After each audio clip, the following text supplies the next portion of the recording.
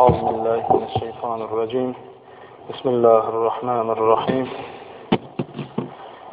الحمد لله رب العالمين والعاقبة للمتقين والصلاة والسلام على رسولنا محمد وعلى آله وأصحابه أجمعين أما بعد السلام عليكم ورحمة الله وبركاته Hormatly Müslüman doğanlar, Allah'ın Tebarek ve Teala'nın o taqcumulunna ediyen ve etçek taat ve ibadetlerini di, etçek dua dileylerini di, öz dergahına kabul eylep, kıyamet mahşer gününe rahmet eylep, radi olup, Peygamber aleyhissalatu vesselam'ın şefaatine nail eyleyen bennelerinden aylanırsın. Ve cumhurunun hürmetine, okuyan ayet-i kerimelerin hürmetine, hususan Resul-i Ekrem sallallahu aleyhi ve sellem hürmetine, Allah'ın Tebarek ve Teala bizim yurdumuzda abad, ilimizde afudu, halkımızda ağdı bir edip, yurt başkanımızdan, her bir rayetimizden, ehli ümmet-i Muhammedin'in canını sağ, başını dik edip, her giz radi olamdadını hidayet eylep, nerda olamdadından öde aman saklasın. Amin ya Rabbel alemin. Hormatly Müslüman doğanlar, geçen cumamızda evliyalara ziyaret etmeklik vardı ve illa ölüm vardı. Ölülerin ömrü 3-4 derecesi vardı. Size vaxt nefiyat ediptik. Şol vaqtımızda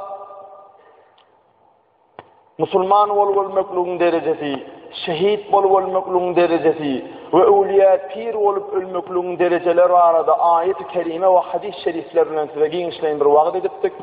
Ve 4. derecesi, yeni bir derecesi peygamberlerin, yani ölüp geçen peygamberlerimizin ölünden sonra olorun değerliği vardı. Ölünden sonra Allah Teala'nın önüne olorun hürmet şeyle bir uli hamala diriyali kabir işleri edip bilyenlikleri, kabir zatları bilyenlikleri vardı. Vaat etmekliğini edil şu sayede peygamberleri gelene duruptuk 4. derecesi ölülerin. İnşallah şu Müslümanımızda da ölülerin şu 4. derecesi, yeni bir derecesi peygamberler vardı ve evliya kabristanlığa, gonumçuluğa ziyaret etmekliğinin 90 felsefesi var. Şuna dikkat ettik inşallah. Şol 9 felsefenin inşallah başardığımızdan 8 tanını aytmaklıkçı, 9'uncusu evliyalara ullokan bir gurrun ve köp yerlerde fitne döreyen gurrun. Evliyalara gidip evliyalara kabristanlığa, gonumçuluktaki evliya pir olup dünyadan geçen adamları vesile tutmaklığın doğrusunu 9. felsefede olan o arada da inşallah ayratin bir cuma, inniki cumamızda devam eder. Bugünkü cumamızda şu ölülerin 4 derecesinin biri olan peygamberler vardı ve 8 tane felsefesini 9. inniki cumamızda inşallah vaat eder. Başardığımızda inşallah hayırlanırsınız deyip umid ediyoruz. Zaman vaadımıza başlamadan evvel geçen cumamızda size atladan ayet-i kerimemiz, yani 62. suranın 8. ayetini yatlatmaklıkçı ve Bakara surasının 154, Ali İmran surasının 169. ayetlerini yatlatmaklıkçı. A'udhu billahi mineşşeytanirracim. Bismillahirrahmanirrahim. قل إن الموت الذي تفرون منه فإنه ملاقيكم ثم تردون إلى عالم الغيب والشهادة فينبئكم بما كنتم تعملون. Sadakallahu azim. Ayet şeyle: ey Muhammed sallallahu aleyhi ve sellem, sen ümmetlerine kaçı yokuş görüyen ölümünü, ağzı görüyen azalına tatassadıklarını ayt. Şol vakit Allah'ın Teala oluru hemme eden işlerinden haber verecektir. Yani Allah Teala peygamberimize ümmetine ne yaptık diye bize ağzı görüyenim olsak, kıyın görüyenim olsak, korkuyenim olsak, bir gün ölüm değilyen zat gelecek, azal değilyen zat gelip şu bedenden, cesetten zan çıkacaktır. Sonradan hemme eden işini cevap vermelidir ümmetine yatlattıydı. Ana ümmetine yatlatmalıdır size aydınlı. Biz ne mani yatlamalı ki bir gün ölecektir. Yönü ne hile ölecek olmalı. Allah'ın suyun görünüşünde ölecek olmalı. Ona misal edilen Bakara surasının 154. ayeti: A'udhu billahi mineşşeytanirracim. وَلَا تَقُولُوا لِمَنْ يُقْتَلُ فِي سَب۪يلِ اللّٰهِ اَمْوَاتٌ بَلْ اَحْيَاءٌ وَلَاكِنْ لَا تَشْعُرُونَ. Siz Hudayın yolunda şehit ölünleri ölü değmen, Olorun hemmeti diri, yönesiz oluru bilenrak diye Allah Teala. Yani evliya pir adamlar ölünün bolsa oluru ölü diýmän diye Allah Teala. Olorun hormaty uludur, olor diridirler diye. Yani ceseden ölüm bolsa ruhan diridirler. Hormaty da uludur olan Allah Teala'nın katında diye. Yine bir ayet-i kerimesinde Allah Teala näme diye Ali İmran suresinin 169. ayetinde şu ayetleri yönü yaraydana bizim abi. İçimizde gelen doğu Müslüman doğularının içinde evliya pirler ölünlerinden soň olar bir yatan gumdur. Özünü halat edebilse ol ya deyip evliya pirlerin derecelerini kaçırıp oları vesile tutmak doğru değil. Olar yatan gumdur deyip onun derecelerini kaçırıyor. Halbuki Allah Teala ve Peygamberimiz aydı ötüyor. Olar ölü değil. Kimler?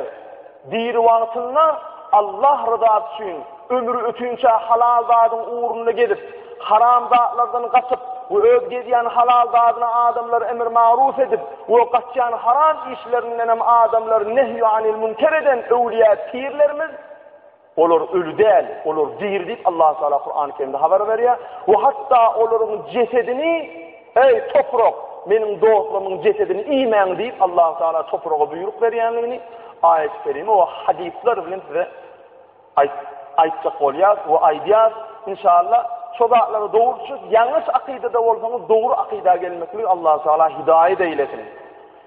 Bu Ali İmran suresinin 169. ayetinde de beyk Allah Teala Kur'an-ı Kerim'de aydiya A'udhu billahi mineşşeytanirracim. Ve la tahsabennellezine kutilu fi sabilillahi emvaten bel ahya'un 'inde rabbihim yerzukun. Sadakallahul azim. Allah Teala näme diye Allah rızası üçün şehit bolan adamlara. Şehit iki görünüşdeydi ki bizim adıyadığında düşen bolsa. Birinci görünüşü vatan gulluğunu, ar namusunu, däpdesturun, dinini, diyanetini gorujak bolup kanun tartırıp gökte bağlasındaky ol merw köndürgünçdäki ýaly kanun tartırıp ölen adamlara şehit diýilýär Allah rızası üçün. İkinci görünüş şehit näme? Hukman kanun tartırıp bütün ömrünü ötünçe Allah'ın yolunda doğru gelecek olup, halal dadı yapıp haramlıktan kaçacak olup, hakkı vesiyet edip, sabır vesiyet edip Allah'ın yoluna giden adamlar da şehittir deyip. Ana, şol görünüşte olacak olmalı. Allah Teala oları ne diye Kur'an-ı Kerim'de? Siz Hudayın yoluna şehit öldürülen adamlara ölümüke deyip guman etmen. Olur diri ve oları Allah'ın yanına ırsal verilenler deyip. Ayet-i kerime, Kur'an-ı Kerime atağıda okap tercümünün alt görülmeli. Elhamdülillah Kur'an-ı Kerim'in eyleti kutsi kitaplardan ütköçlüğüne hem artıkmaslığı. Eyleti kutsi kitaplar adamlar öz nefsine göre ütköçtüler bir doğru.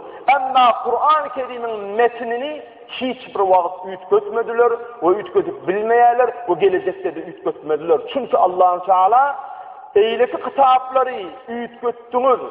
İnsaniyete men kıyamet ahiret senni Kur'an'ı ütköttürmen Kur'an'ın gorugçusu özümdür deyip haber veriyor Kur'an-ı Kerim'de. Vehhabi akidesine uysan, hayfi akida uysan Kur'an'ın metnini ütkötüp bilmersin. Onun manisini özüne göre yalan yaşlık tercüme edip bilerdin ama metnini ütkötmersin. Hakiki doğru gramatika bilen tercüme etsen yine de hakikate kavuşursun. Ayet-i kerimeni tasdik edip Resul-i Ekrem sallallahu aleyhi ve sellem näme diye eş-şuhadâ'u alâ bâlikin nehrin bibâbil cenneti fî kubbetin hadra'in yahrucu ileyhim rizquhum minel cenneti bukraten ve aşiyye. Şehitler cennetin kapısındaki yağın kenarındaki yaşıl gubbanın içinde duranlarlar. Olorun rızkı da, ırzkalı da ertir akşam cennetten gelip duranlar diye. Yani ayet-i kerimede Allah Teala ne dedi? Şehitlere, Allah yoluna gidenlere ölü demeyin. Olur diridirler, olur ölünlerinden sonra Allah'ın yanı hürmeti vardır ve olur Allah'ın katından ırzkal verilip durulanlar deyip ayet ayette Allah Teala. Peygamberimiz ne dedi? Cennetin ağzına bir yağ bakıp duranlar. Ol yağın çoğurunda bir yaşıl kubbolu cay vardır. Sol cayın içindedirler. Oları cennetin içine girenek son çoğurunda Oların arsaly iyidegişsegi näme cennetin içinden getirilip durulundur. Ertir akşam diýip Peygamberimiz haber verdi. Resul Ekrem sallallahu aleyhi ve sellem burada diýdimi? O hakiki ayet-i kerimenin bir maniyetinden bir daha diýýärler. Ine edi cemaat, Peygamber sallallahu aleyhi ve sellem şu hadisini bize ýatladı eýleň.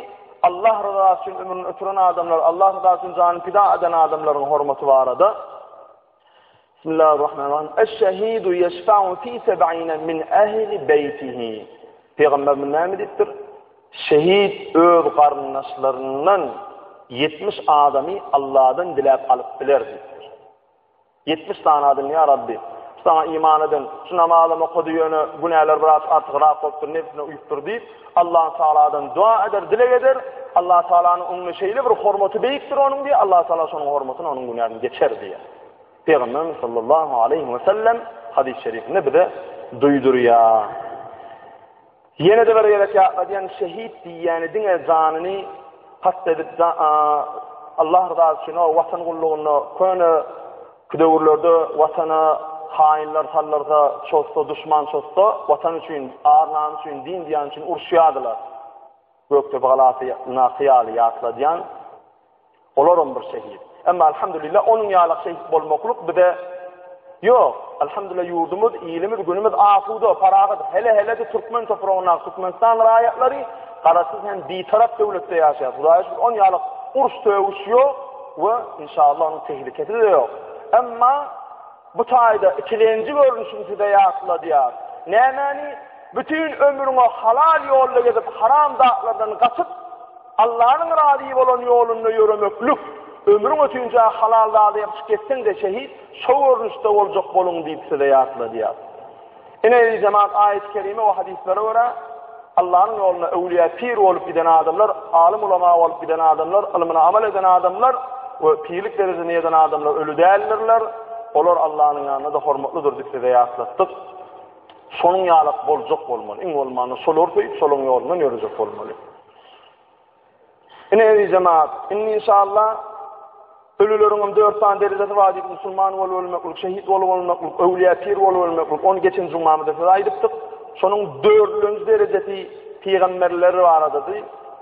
Peygamberimiz sallallahu aleyhi ve sellem hadis-i şerifinde näme diýär? Bismillahirrahmanirrahim. Qala Rasulullah sallallahu aleyhi ve sellem aytdy: "İnna Allah harrama ala ardi an ta'kula ecsadal enbiya'i aleyhimusselam." Sadaka Rasulullah Peygamber sallallahu aleyhi ve sellem aytdy: Allah Teala yere peygamberlerin etini yemekliği haram ettirdi. Bu demek näme Adam aleyhisselamdan ta ki Muhammed aleyhisselamdan sonra hemme peygamberler niye caylananmasa olaryň cesedi hiç kil şüýrän ok, hiç kil sun hale gelene sol duruşuna nurulca edil yanağından nağı diye hatta alimler aydiya maňlaýyndan deri bile gidenlerdir diye. Olaryň cesedini Allah Teala toprağa iýmekliği haram etdi. Peygamber sallallahu aleyhi ve sellem hadisi. Olaryň hormaty Allah'ın önünde hala duranlar diye. Yine bir hadisinde Peygamberimiz näme diýär? El-enbiya'u ahya'un fi kuburihim yusalluna. Peygamberler diridirler. Kabrda da namaz okuyanlarlar diýipdir. Olar hatta kabrında da Allah'a ibadet etmektedir diýipdir. Indi bir misal, Sa'id ibn Musayyib diýen bir sahabalar görün, ulu dereceli bir adam var eken, sahabalar görün näme diýler? Tabi'in diýilýär. Öz tabi'in ol Medine-i Münawwarada eli cemaat Cengi Harra diýen bir urs bolýar, şu ursa gatnaşýar. Ol ursda da şeýle bir hal bolýar. Şäher gabalýar, Medine şäher gabalýar. Düşman bilen üstün gelýär, Medine şäher gabalýar. Hiç kim tasarruf çykyp bilmeýärdi. Her kim öz galaňysyny, öz öýünni. Şol wagtda Sa'id ibn Musayyib radiyallahu anh mescidin içinde bir öz galýar. Her kim öz öýünde bolsa Resul-i Ekrem sallallahu aleyhi ve sellem mescidi var. İçinde de öz ailenin öýünni. Şu Makka Medine'de. Şu taýda iki öz galdy diye. Bir öz galya gurrun veriyor öýdi. Aydiya ve ma fi mescidi Rasulillahi gayri ve ma ya'ti vakti salatin illa semi'tul adana min el-kabr.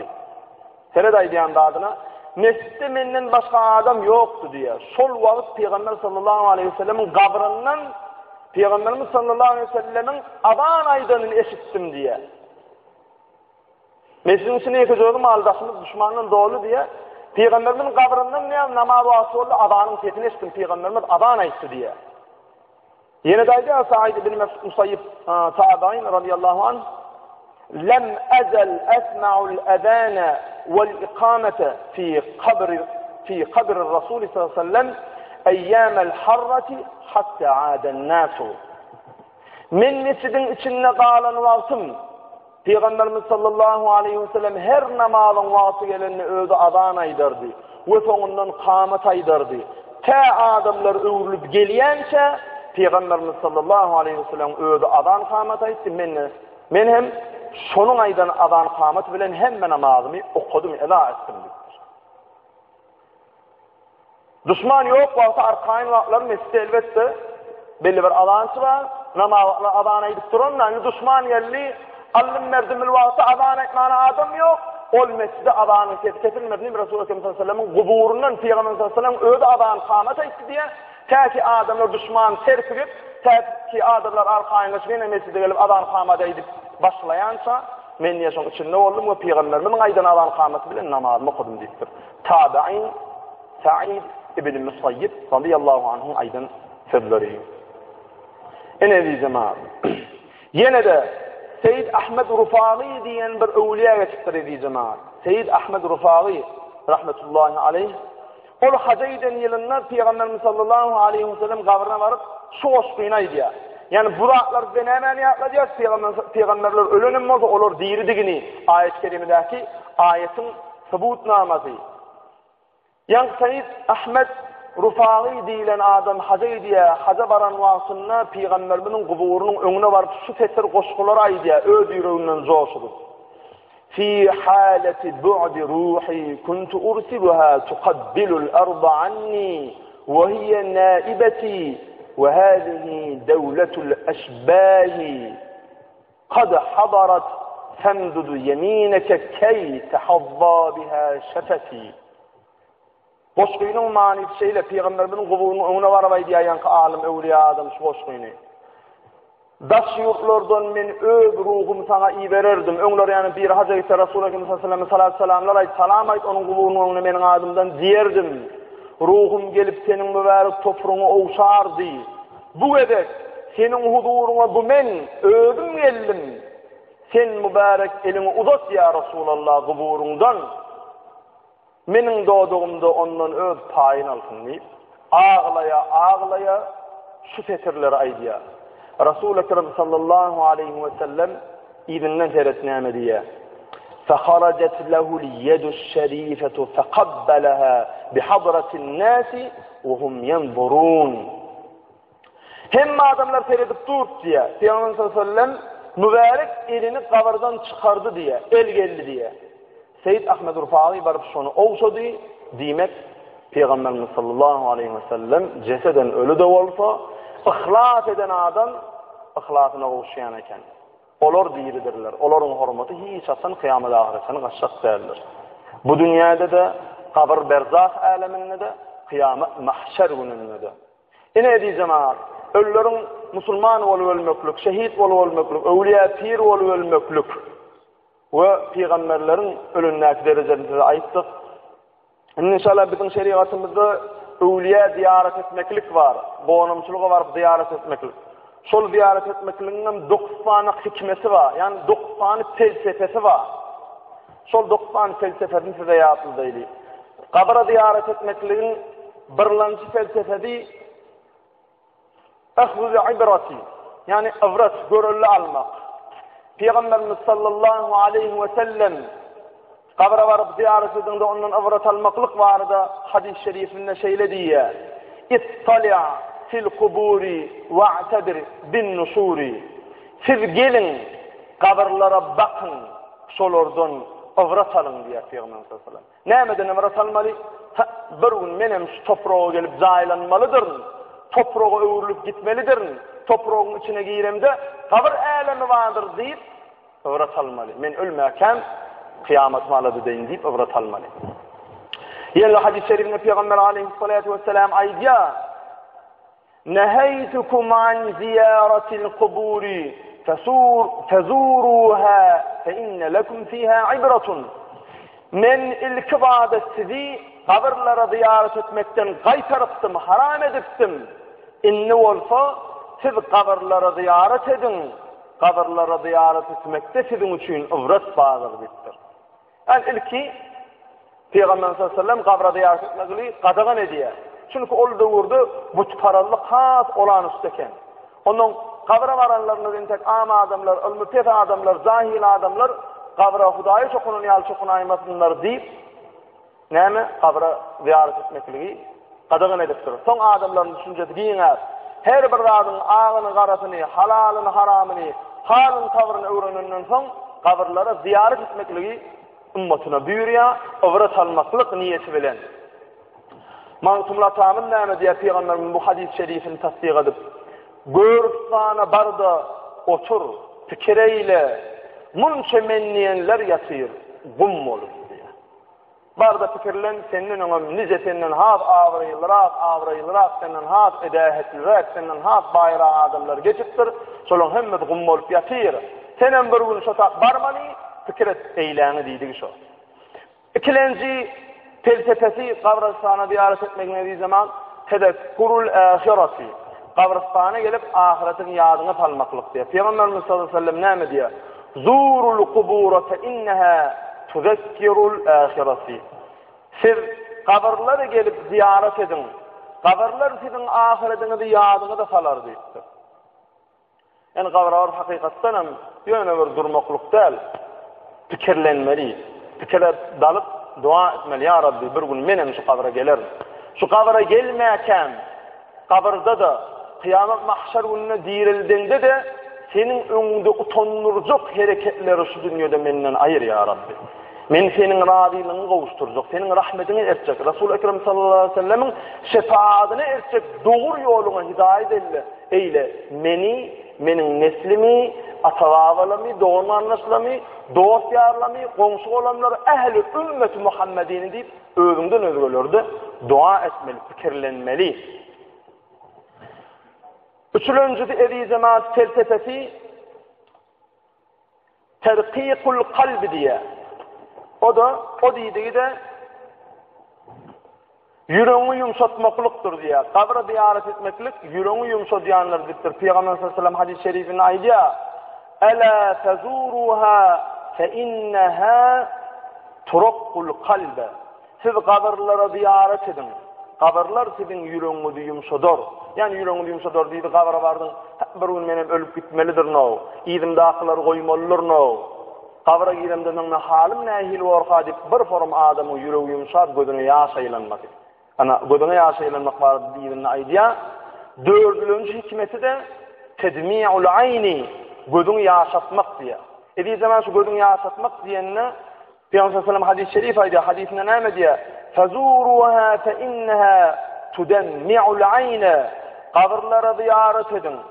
Ol sizin gözüňizden ýaş döker diýipdir. Bu diýeni Antadan kevr adam dünyanın iyidini ılgap, Allah'ını yatlaman, namazını okuman, orazı tutman, dünya deyip ılgayan adamların yüreği katayanları diyeceğim ha. Şoň üçin 5 wagt namaz sıktırmalı değil, illa oradan sıktırmalı değil. Allah'ın önüne gelip durmalı, mescitlere gelip wagt namazlarına gelip durmalı. Adamın yüreği katasa ol nirayeti adamın ulumsuluğu ediyor, tekebbiri ediyor diyeceğim ha. Olam Allah saklasın adamını imansızca haram işlere arkaýynda almaklyga sebäp bolýar. Şoň üçin kabrlara ziyaret edin diýipdir Peygamberimiz. Gözüňizde bir ýaş geler, ölümi ýaşlar, gözüne ýaş, yüreği gat adamyň gözüne ýaş gelýän näler? Bir gözüne ýaş geldi diýmek yüreğinde bir ýumşaklyk, gowluk bardyr. Şol gowlugyň ýygyny ibadet bilen berkitmeli. Hergiz Allah'ny ýatlap, Resul-i Ekrem sallallahu aleyhi ve sellem ýatlap, şol kıyamet gününi ýatlap, gözüne ýaşaýlamaly we dua etmeli. Çünki Peygamber sallallahu aleyhi ve sellem näme diýär? Gözüne yaş aylap, ağlap diye tövbe eden adamın ve dua eden, dilek eden adamın dileği, tövbesi boş kaytarılmaz. Böyle bir sığırdan füydü sansanız, şol füydü sığırın göğsüne iyidine salıp bilmeyişini diyali, gözüne yaş aylap, çın yüreğinin Ağlap tövbe eden ve dile eden adamın dilegi de tövbe boş kaytarılmaz deyiptir. Şoň üçin gayrat edeýin bizim abi.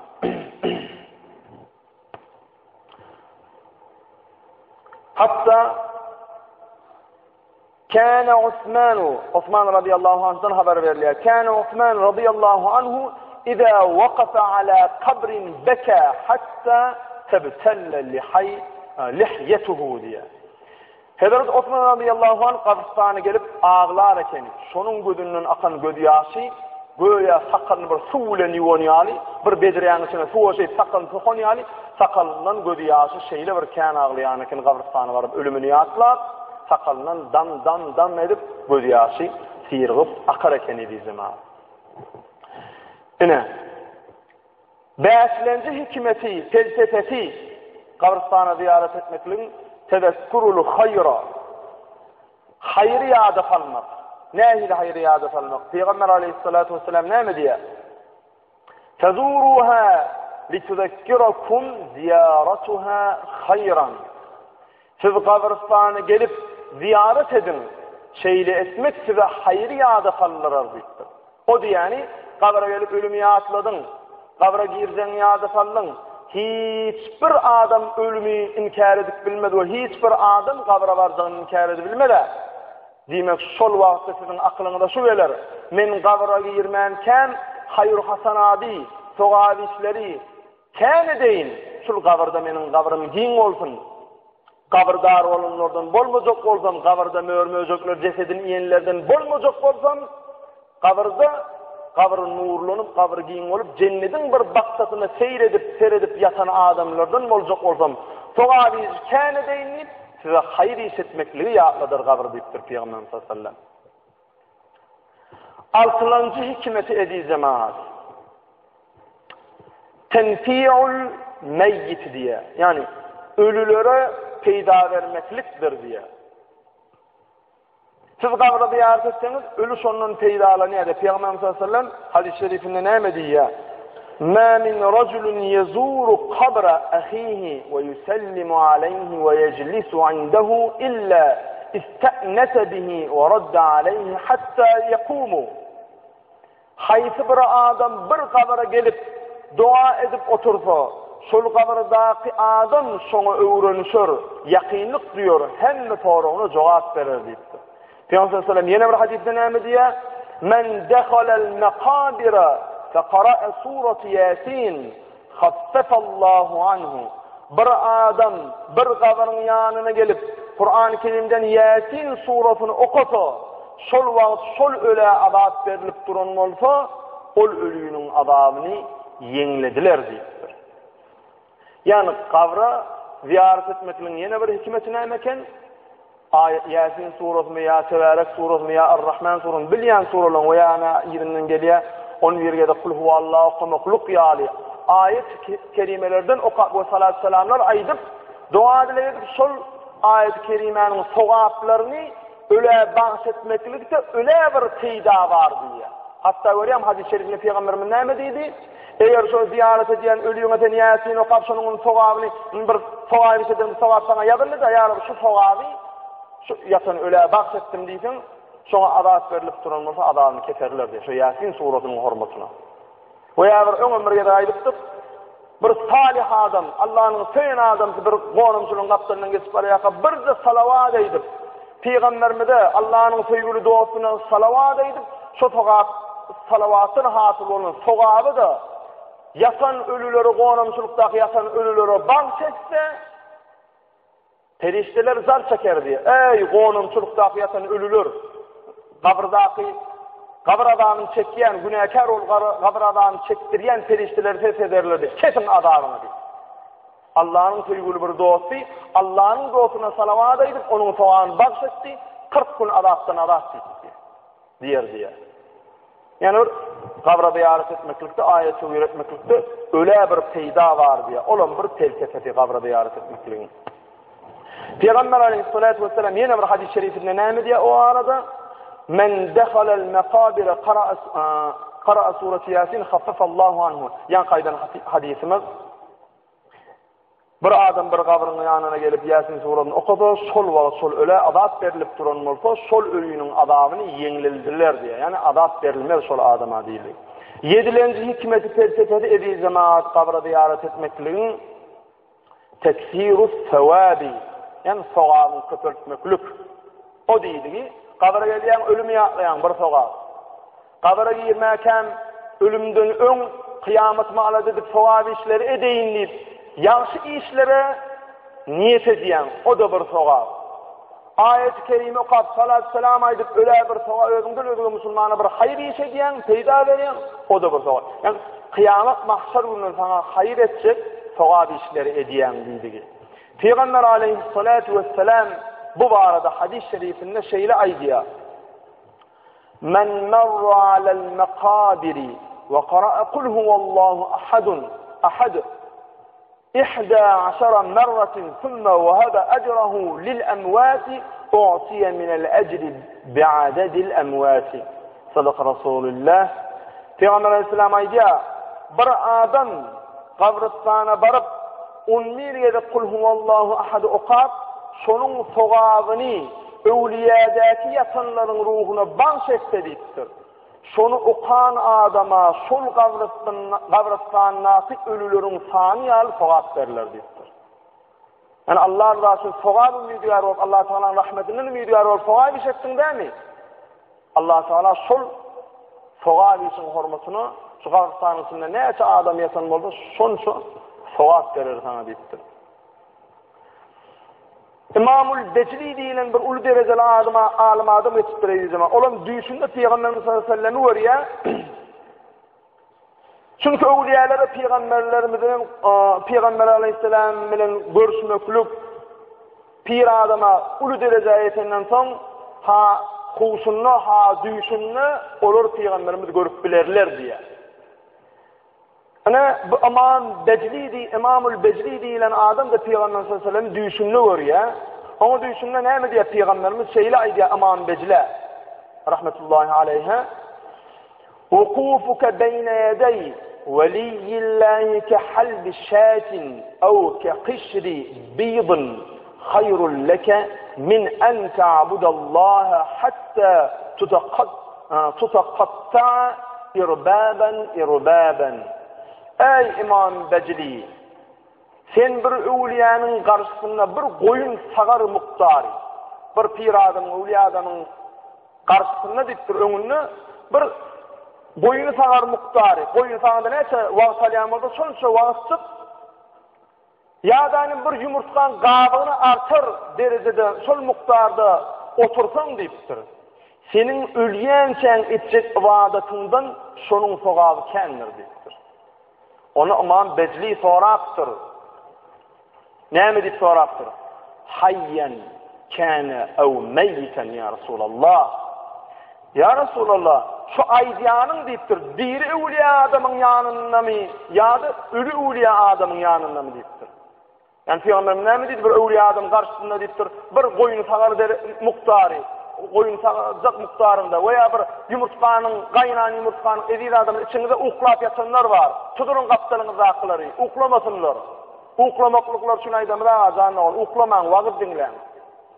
Bir yumurtkanın daşını artar derecede, bir yumurtkanın daşını artanda neyiz basma atyan? Soca asla vakit olsa da evliya adamın karşısına otursun, ömrünün sonuna çenini ne mi sonra işletin sonuna nasıldır diye ol. Aman Becri sonra ya Resulallah diri ya satıyorun pir evliya adamın önüne sonça oturmakluk mu ya ölüyün önüne mi deyip soranına Peygamber aleyhissalatu vesselam şeyle cevap veriptir. Hayyen kâne ev meyyiten. İsle ölü evliya olsun, isle diri evliya olsun tafavuz yoktur deyiptir. Demek ola bir evliya pir adam var, Allah'ın dostu var deyip eşitiniz mi? Sol adamların yanına olacak olun, hayır duasını alacak olun, olurdan bir daha öğren, ona amel edecek olun. Yok, ol nesip etmedi mi, ötüp geçen evliyalarımızın ziyaretine varın, onun ziyaretine varınızdan son, Allah-u Teala'dan dua edin, ya Rabbi, şu yatan evliyanın hürmetini bizim günahlarını affıyla, şul sen öwliya bolupdyr. Nädip? Allah'ın doğru bolan ýoluna, Allah'ın radi bolan ýoluna bütün ömrüni bagş edipdir. Şonuň üçin ol öwliya bolupdyr. Allah'ın dostu bolupdyr. Bizi de ya Rabbi şu söýün dostun ýoluna hidayet eyle diýip şonu dua et. Ana şonuň ýaly pikirde öwliýanyň ýanyna bardyňmy? Edil bir yumurtany artar derejede veya goýun sagar derejede azyk şoňa sarf etsen kän ul sowap badyr diýipdir Peýgamber sallallahu aleyhi ve sellem. Ene zaman 8-nji hikmeti, felsefesi öwliýa ziyaret etmekligiň teksirus şufa'a, yani özüne şefaat, yani günahlarını geçilmegine bir kän sowap, kıyamet mahşerine seňe kän hayır berjek sowaby köpürtmeklik üçin niýetdir. Peygamberimiz sallallahu aleyhi ve sellem hadis-i şerifinde näme diýär? Kıyamet gününde özüne hayır berjek sowap işler köpetmeler, sowap iş köpedin, günahlarını yakarsyňyz diýipdir. Indi bäze Peygamber sallallahu aleyhi ve sellem yankı aýdylan hikmet barada näme diýär hadis-i şerifinde? Bismillahirrahmanirrahim. Men dakhala'l maqabir thumma qara'al Fatiha'al kitabi ve kul huvallahu'l ahad وَلْهَاكُمُ التَّكَاثُرُ ثُمَّ قَالَ اللَّهُمَّ إِنِّي جَعَلْتُ ثَوَابَ مَا قَرَأْتُ مِنْ كَلَامِ لِأَهْلِ الْمَقَابِرِ مِنَ الْمُؤْمِنِينَ وَالْمُؤْمِنَاتِ كَانُوا شُفَعَاءَ لَهُ إِلَى اللّٰهِ تَعَالَى. Hayta bir adam kabristana barıp Fatiha yani Elham suresini, İhlas yani Kul huvallah suresini, sonra da Elhâkumut tekâsur suresini, Tekâsur suresini okasa diýipdir. Onları okan, bu üç surany okan, Elhamî, Kul huvallah'ın Elhâkumut tekâsur okandan sonra şeyle dile geçti. Ey var Hudaya, şu senin kelamından okan üç suranın sowabyny şu kabristanda yatan erkek bu ayal musulmanların ruhlarına bağışladım diýse, kıyamet gününde şol kabristandaky adamlaryň hemmesi ey Allah'ım, ey Hudaýym, şol adamyny afweyle, şol adamyň günahyny geç diýip şo yatan öwliýa adamlar, bolumsuzlukdaky adamlar kıyamet ediler diýär. Peygamber sallallahu aleyhi ve sellem sowap umidigar bolup kıyamet mahşerinde bir adaty sowap etsem maňa hayır diýer diýip şol niýet bilen kabristany ziyaret etmekligi bize doğru görüpdir. Şoň üçin şu felsefeler bilen dogruca durup näme inşaallah kabristanlara ziyaret etmeli. Ine zaman 9-njy hikmeti kabristany ziyaret etmekligiň ollu tawsilul mazura fi qada'il hawaici, hadisin bitmegi üçin, yani islerin bitmegi üçin, isleyen zadyň bitmegi üçin, gerek zadyň bitmegi üçin ziyaret edýän adamyň wesile arys tutmak. Indi bu wagtymydy inniki cumawunyny eder. Çünki kän ters düşünjeli adamlar var. Öwliya adamynyň, pir adamyny wesile arys tutmaklygyň dogrusunda ayet-i kerimeler bilen ve hadis-i şerifler bilen ve ulema-i alimlerimizin aydan hikmetli sözleri bilen inniki cumamyz inşallah wesile bardy. Size vaad ettiler inşallah. Doğru için amal edersiniz diye umid ediyor. Indi vaadımın sonuna evi zaman yine 1-2 minut vaktimiz var. Kabristanı ziyaret etmekliğinin bir özünün tertibi var. Şonu bir gıysacık durup geçeyliyim. Onun inşallah ayetin bir husus inniki cumamızda da yaslar. Sonku döwürde Müslüman, hemmemizden Müslüman, Türkmen doğan garyndaşlarymyzyň ölü jaýlaşlarynyň bir açyk tertipli hereketleri var. Yani ölüyün jaýlamaklygyň öýdi dogry. Hani bolşuna görä lähetmi, näýe sünnete laýyk bolsa edilýär ol. Yani ölüyün jaýlap gaýdylandan soň bir şu kabristanda bir ýalňyşlap hereket edilýär. Şo barada da inşallah inniki jumamyzda ona wagtymyzda goşar. Häzir wagtymyzyň soňuna size kabra ziyaret etmekliğin bir tertibi var ediysen. Kabrlar kemal bariyan seçemali tinzan, Aişan zanmı, Kur'an-ı Aişan zanmı, haydi bir öwliya pirler ziyaret edeyin, ölümü yaslayın. Gorumçulukdaki yasanlara bir ayet tövür edip olumluluklarını başladığını barsan, kevra adamların ziyaret ettiğini görüyen, ovvolu bilene, hususun ayretin aydiyat, ayal maçkalaları, üyünüzdeki ayallarını gıyıcıgılığını gıyıllığını ecelerini duydurun. Yarım yalana çolup öwliya ziyareti gidilene, o bir. 2. Ayal maçkala, görmeklikden kalmadık bolsa, yaş ayal maskala öwliya gitmeklik, kabristana gitmeklik doğru değil ediyeceğim ha. Gıyıllığını da ayarlığını da öwliya ziyaret etmeni göýbermän. Göýberseňizden bir özünün tertibi var. Goňumçuluň içine girmeli değil.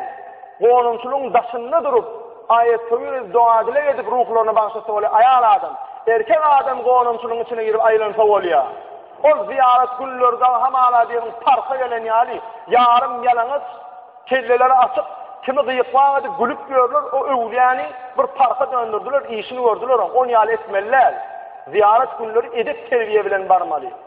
Ayar maskalalar otursun öýünni, nahar beşirsinler. Onun nahardan siz ziyaretten gelin dänin, şol nahardan indi ayeti görüp ruhuna bagşadın.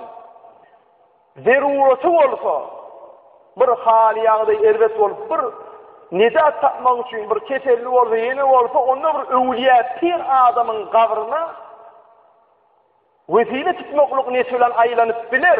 Ýani erkek adam bir bilýän adamyň aýlanmaklygy bilen. Ýöne o olmasa ýene keyfine ziyaret baran bolsa, öwliýanyň içine girmeli däl aýal adam.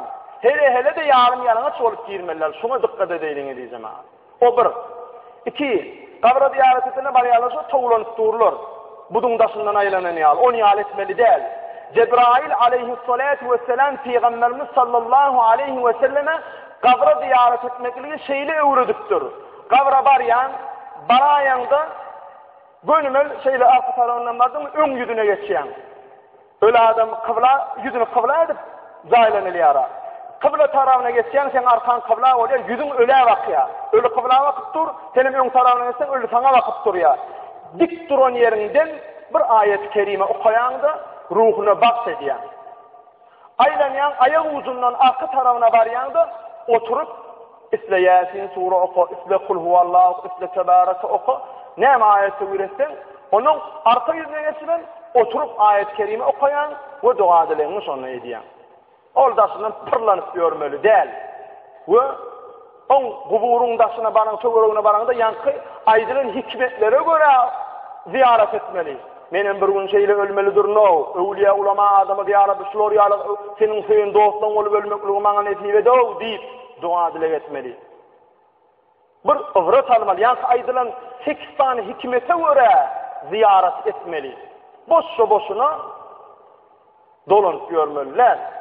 Hayrat edelim, her bir zadyň ilmini bilip, her bir zadyň uğurny ýoluny bilip, şoňa göre amal etjek bolýar. We birde ine aýdylanan, bilinen diýilýär. Öwliya baranda, haýdy bir öwliya bolsa, ey plani, pir öwliya adam, ey plani, maňa plan da berdi, öwliýän özünden dilemeller, özünden dilemek şirklikdir, kafirlige erter. Ol Allah däl. Allah'dan dilemeli. Ey Allah'ım, şu yatan öwliya pir adama sen Kur'an-ı Kerim'de öwliya pir adamlar ölünün bolsa olary ölü diýmen. Onuň hormaty bardyr, olary cennetten pay berilip durlanlar diýdin. Şu öwliya pir adam şonuň hormatyna meniň günämi gep, meniň plan hasatymy bitir diýip, şonu araçy tutulmaklyk dogry. On özünden dilemeklik dogry däl diýjem ha. Şol zatlara, şu hususlara bir dikkat edin. والدور درس her bir zadi etjek bolmaly. Ve ahiru da'wana elhamdülillahi rabbil alamin ve sallallahu teala ala hayri halqihi Muhammed ve ala alihi ve ashabihi ecmaîn tayyibin tahirin ve ala sairil enbiya'i vel mursalin ve ahiru da'wana elhamdülillahi rabbil alamin. Allahu ekber. Cümle ümmet.